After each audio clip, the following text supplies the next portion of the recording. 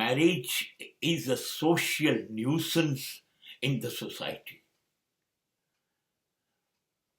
લગ્ન એ સામાજિક દૂષણ છે.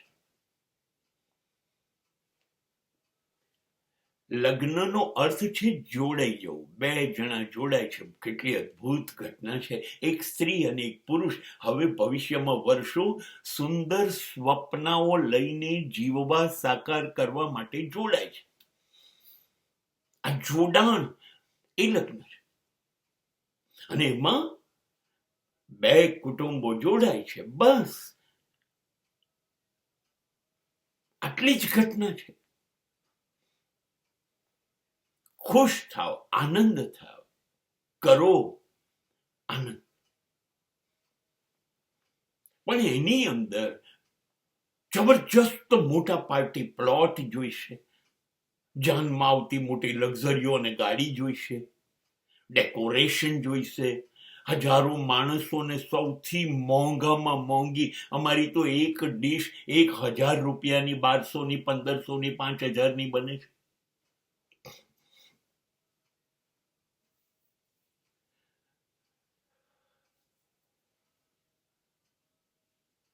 બેન્ડ વાજા જોઈશે, મ્યુઝિકલ નાઇટ જોઈશે. એક દિવસ 2 કલાકનું લગ્ન નથી, 7 દિવસ લગ્નની ઉજવણીઓ ચાલે. ડ્રેસ કોડ જોઈશે, દુનિયાભરના દેખાવો કરવા છે. સૌથી મોંઘામાં મોંઘી કંકોત્રીથી શરૂઆત થાય છે.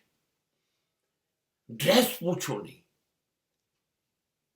આટલું બધું મોંઘું લગ્ન, અને એને પ્રતિષ્ઠા બનાવવાની છે.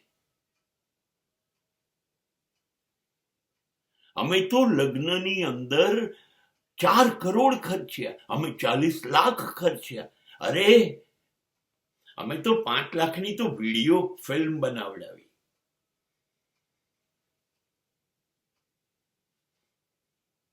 અમે તો સ્વિટ્ઝરલેન્ડ જવાના છીએ, અમે સિંગાપુર, મલેશિયા, થાઈલેન્ડ, શ્રીનગર જવાના છીએ. આ છે લગ્ન.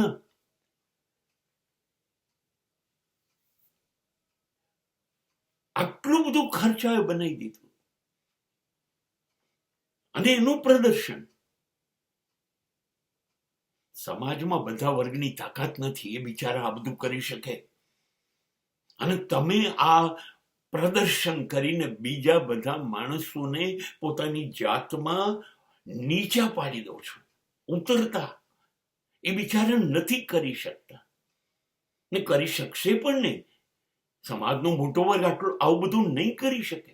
અને તમારી નકલ કરશે, જોશે, અને એમાંથી ઓછું તો ઓછું કરશે. અને સમાજનો મોટો ભાગ આવું કરવા બદલ દેવાદાર બની જશે. ચૂકવશે ક્યાંથી? એક સામાન્ય નોકરી કે એક સામાન્ય ધંધાથી કેવી રીતે આટલા મોટા ખર્ચા કરશે? પણ કરવું પડશે બતાવવા માટે. છોકરા છોકરીઓ જીદ કરશે, મારે આ તો કરવું જ છે લગ્નમાં.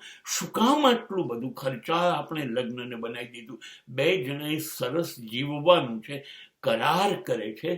અરે સાદું કોર્ટમાં રજીસ્ટ્રેશન કરી દે, અને એક નાનકડા કુટુંબને 2, 5, 10, 25 જણા ભેગા બેસી ને આઈસ્ક્રીમ ખાઈને છૂટા પડી જાય તો શું વાંધો આવે?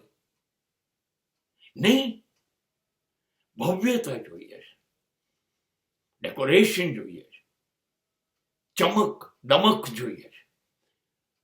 કોણે કેટલી ગિફ્ટ આપી, કોણે કેટલા ચાંદલા કર્યા, કોણે કેવા વ્યવહાર કર્યા, આ બધું કરવા માટે આપણે લગ્ન કરીએ છીએ. તો પેલી પવિત્રતા ક્યાં ગઈ? 2 જણા જોડાય છે એ ક્યાં છે? સમાજમાં આ ઉજવણા એ સચ્ચે દૂષણ છે.